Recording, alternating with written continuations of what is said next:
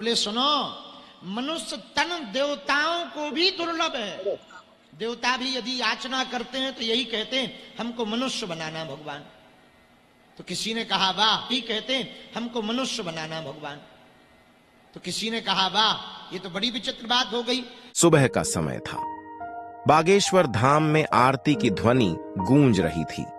भीड़ बहुत थी, लेकिन एक व्यक्ति को भीतर से बहुत अकेलापन महसूस हो रहा था।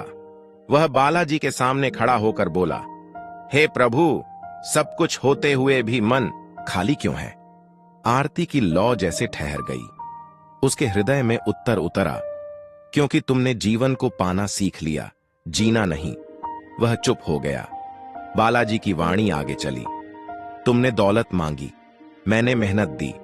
तुमने सुख मांगा, मैंने सब्र दिया। क्योंकि जो सब कुछ आसान में पा लेता है वह कदर करना नहीं सीखता। उस व्यक्ति ने मन ही मन पूछा, हे बालाजी, लोग मुझे समझते क्यों नहीं?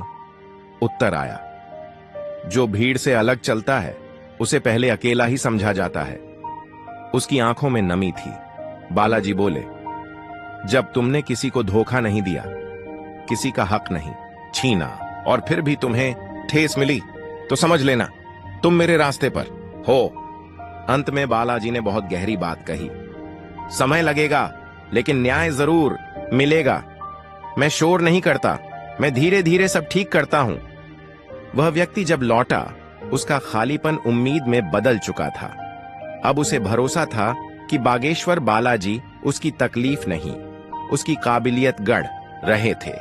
और यही सबसे बड़ी सीख है, जो ईमानदारी से चलता है उसके साथ भगवान हर कदम पर होते हैं।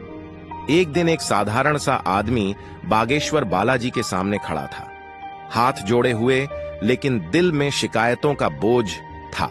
उसने कहा, हे बालाजी, मैं किसी का बुरा नहीं करता, फिर भी मेरे साथ ही बुरा क्यों होता है? मंदिर में घंटी बजी और उसी क्षण उसके भीतर से एक शांत स्वर उठा, क्योंकि तुम सही हो और सही लोगों की परीक्षा ज्यादा होती है। वह आदमी चुप हो गया।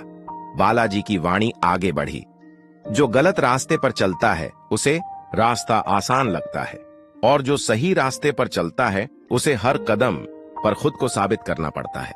उसने फिर मन में पूछा, हे प्रभु, जब मेहनत का फल देर से मिले तब विश्वास कैसे रखें? बालाजी बोले, जिस बीज को गहराई में बोया जाता है वही पेड़ बनता है।